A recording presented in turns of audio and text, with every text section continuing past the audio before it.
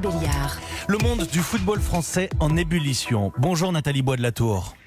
Bonjour. Vous êtes la présidente de la Ligue de football professionnel et merci d'avoir choisi Europe 1 ce matin pour revenir sur cette décision. Ça y est, depuis hier, c'est officiel. La L1 2019-2020, c'est terminé. Paris champion, suivi de Marseille et de Rennes.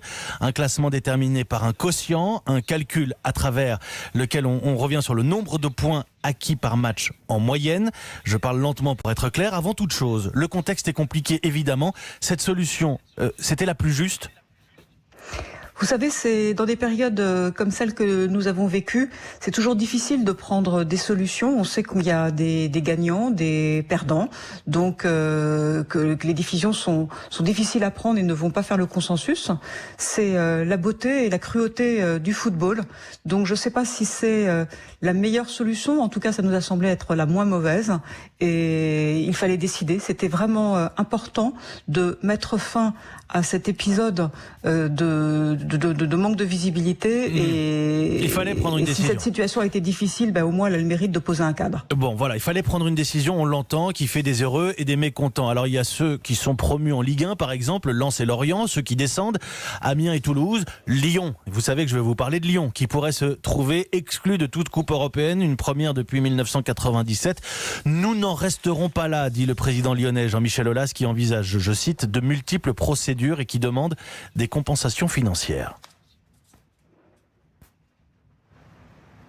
Que lui répondez-vous, Nathalie Bois de la Tour ? Ah, excusez-moi, je pensais que vous alliez passer un petit reportage. Donc, ce qu'on lui répond, c'est, vous savez, nos décisions, elles ont été prises, elles sont solides juridiquement. On a bien sûr fait très attention à tout ça. Ensuite, des recours, il y en aura certainement.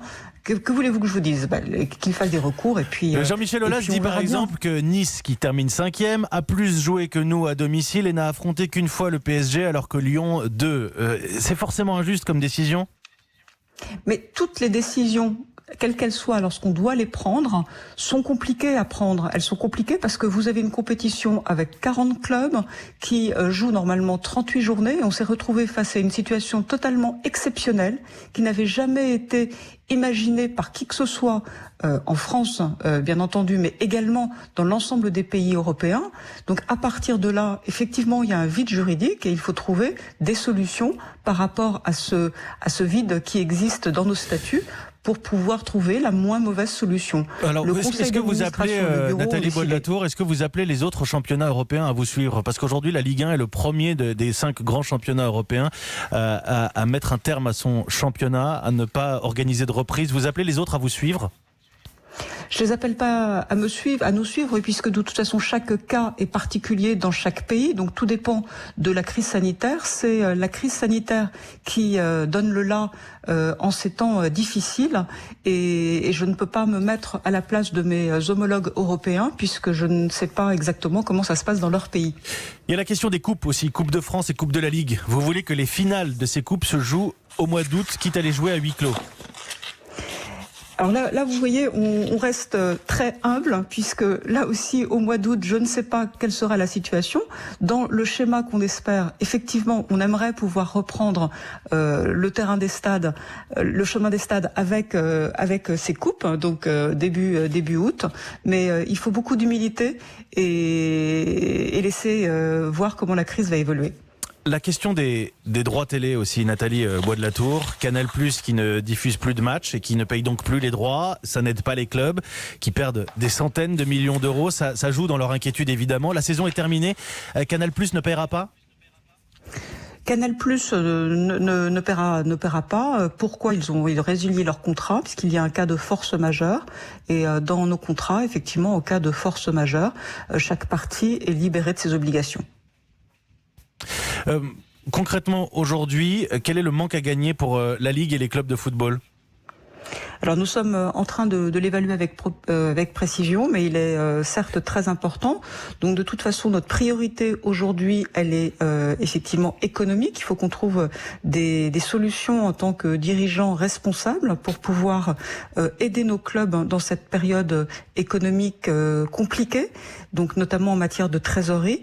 Et c'est ce à quoi nous nous attelons en ce moment avec le directeur général exécutif Didier Quillot. Et c'est la question de l'argent dans le football aussi. Il y a Mediapro qui a acquis les droits pour la saison prochaine. On n'a toujours pas de diffuseur d'ailleurs, Nathalie Bois de la Tour, pour les droits du foot l'année prochaine. Beaucoup disent qu'il faut saisir l'occasion de revoir le modèle.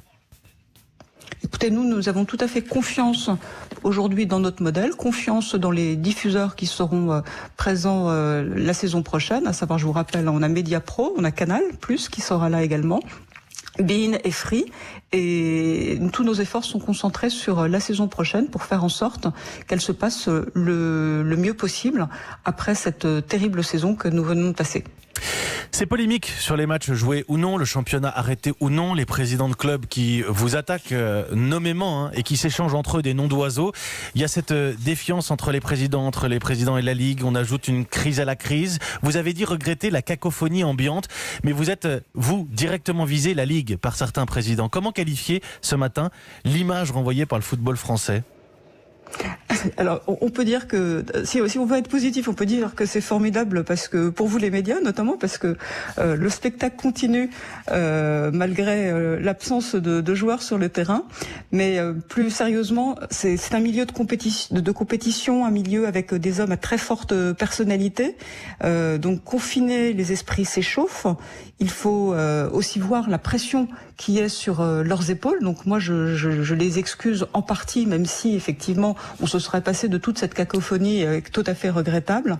Mais sans rien n'excuser, j'aimerais vraiment qu'on reprenne très très vite le chemin des stades avec des supporters, parce que je pense beaucoup à nos supporters dont on ne parle malheureusement pas suffisamment à mon sens.